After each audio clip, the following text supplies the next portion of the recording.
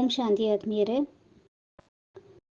ಪ್ರತಿದಿನ ಒಂದೇ ರೀತಿಯಲ್ಲಿ ಎದ್ದು ಒಂದೇ ರೀತಿಯಲ್ಲಿ ಅಮೃತ ವೇಳೆ ಯೋಗ ಮಾಡಿ ಒಂದೇ ರೀತಿಯಲ್ಲಿ ಮುರಳಿ ಓದೋದು, ಬ್ರಾಹ್ಮಣರ ದಿನಚರಿಯನ್ನು ಅನುಸರಿಸೋದು ಮಾಡುತ್ತಾ ಖುಷಿ ಕಳೆದೋಗಿದೆಯಾ? ಖುಷಿಯನ್ನು ನಾವೇ ತಂದುಕೊಳ್ಬೇಕು. ಖುಷಿ ನಮ್ಮ ನವೀನತೆಯಿಂದ ಬರುತ್ತದೆ. ಬಾಬಾರವರು ಹೇಳಿಸ್ತಾ ಇದ್ದಾರೆ, ಮುಂದಿನ ತಿಂಗಳು ಬಾಬಾರವರ ಅವ್ಯಕ್ತ ಮಿಲನ ಆರಂಭವಾಗ್ತಾ ಇದೆ. ಬ್ರಾಹ್ಮಣ ಕುಲಭೂಷಣರೆಲ್ಲರಿಗೂ ಅತ್ಯಂತ ಸಂತಸದ ಸಮಯ. ಈ ಸೀಸನ್ ಆರಂಭ ಆಗ್ತಾ ಇದೆ, ಮಿಲನ ಶುರುವಾಗ್ತಾ ಇದೆ.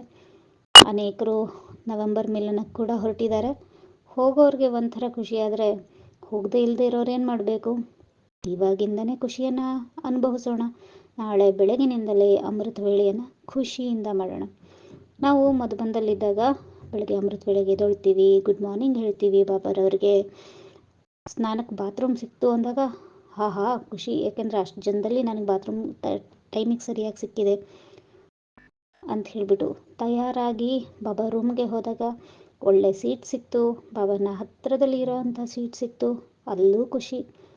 ಇನ್ನು ಬಾಬಾರ ಜೊತೆ ಬಾಬಾ ರೂಮಲ್ಲಿ ಅಥವಾ ಡೈಮಂಡ್ ಹಾಲಲ್ಲಿ ಮಿಲನ ಮಾಡಬೇಕಾದ್ರೆ ಸ್ವಲ್ಪ ಅನುಭೂತಿಯಾದರೂ ಕೂಡ ಇನ್ನೂ ಖುಷಿ. ಕ್ಲಾಸಿಗೆ ಹೋಗಬೇಕಾದ್ರೆ ಖುಷಿ, ನಾನು ಮುಂದೆ ಹೋಗಬೇಕು, ಇವತ್ತು ಯಾವುದಾದಿ ಕ್ಲಾಸ್ ನಡೆಸ್ತಾರೆ, ಈ ರೀತಿ ಎಲ್ಲ ಖುಷಿ.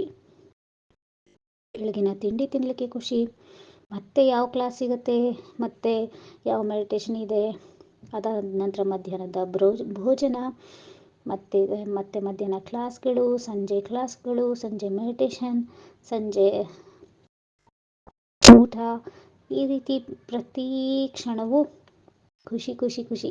ಇದಾದ್ಮೇಲೆ ಇದು ಮಧುಬನದಲ್ಲಿ ಕೊನೆಗೆ ರಾತ್ರಿ ಹೊತ್ತು ಎಲ್ಲ ದಿನಚರಿ ಮುಗಿದ ನಂತರ ನಮಗೆ ಅಕೊಮಡೇಷನ್ ಎಲ್ಲಿ ಕೊಟ್ಟಿರ್ತಾರೋ ಆ ಬಿಲ್ಡಿಂಗಲ್ಲಿರುವಂತಹ ಅಥವಾ ಸುತ್ತಮುತ್ತ ಹತ್ತಿರದಲ್ಲಿ ಇರುವಂತಹ ಒಂದು ಬಾಬಾ ರೂಮಲ್ಲಿ ನಾವು ಗುಡ್ ನೈಟ್ ಬಾಬಾ ಹೇಳಲಿಕ್ಕೆ ಹೋಗ್ತೀವಿ. ಇಡೀ ದಿನದ ದಿನಚರಿಯನ್ನು ಎಷ್ಟು ಖುಷಿಯಿಂದ ಹೇಳ್ಕೊತೀವಿ. ಮಧುಬನದ ದಿನಗಳು ಬಹಳ ಖುಷಿಯನ್ನು ತರ ಅಂಥದ್ದು. ನಾವು ಮಧುಬನಕ್ಕೆ ಹೋಗದೇ ಇರ್ಬೋದು, ಈ ಖುಷಿಯನ್ನು ಅಟ್ಲೀಸ್ಟ್ ಈಗ ಇಲ್ಲಿದ್ಕೊಂಡು ಅನುಭವ ಮಾಡೋಣ. ಬೆಳಗ್ಗೆ ಎದ್ದ ತಕ್ಷಣ ಖುಷಿಯಾಗಿರೋಣ. ಬಾಬಾರವ್ರನ್ನ ನೋಡ್ತಾ ಸ್ಮೈಲ್ ಇರಬೇಕು. ಖುಷಿ ಅಂದರೆ ಒಳಗಡೆ ಖುಷಿಯಾಗಿದ್ದೀನಿ ಬಿಡು ಅಂತಲ್ಲ, ಮುಖದ ಮೇಲೆ ಕೂಡ ಸ್ಮೈಲ್ ಇರಬೇಕು. ಬೆಳಗ್ಗೆಯಿಂದನೇ ಖುಷಿಯಾಗಿ ಇರೋಣ, ಖುಷಿಯಾಗಿ ಯೋಗ ಮಾಡೋಣ, ಖುಷಿಯಾಗಿ ಮುರಳಿ ಕೇಳೋಣ, ಖುಷಿಯಾಗಿ ಭೋಜನ ತಯಾರಿಸೋಣ, ಭೋಜನ ಸ್ವೀಕರಿಸೋಣ. ಖುಷಿ.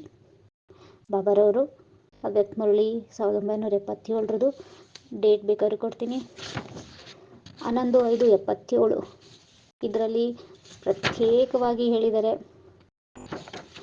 ಬೆಳಗಿನ ಮೊದಲನೆಯ ಸಂಕಲ್ಪ ಮತ್ತು ಬೆಳಗಿನ ನಮ್ಮ ಅಮೃತ ವೇಳೆಯ ಸ್ಥಿತಿ ಏನಾಗಿರುತ್ತೆ ಅಂದರೆ ಆದಿಕಾಲದ ಸ್ಥಿತಿ ಏನಾಗಿರುತ್ತೆ, ಅದು ಸಮರ್ಥ ಸಂಕಲ್ಪಗಳಿಂದ ಕೂಡಿದೆ. ಅಂದರೆ ಇಡೀ ದಿನ ನಮ್ಮದು ಸಮರ್ಥತೆಯಲ್ಲಿ ಸಾಗುತ್ತದೆ ಅಂಥೇಳಿ.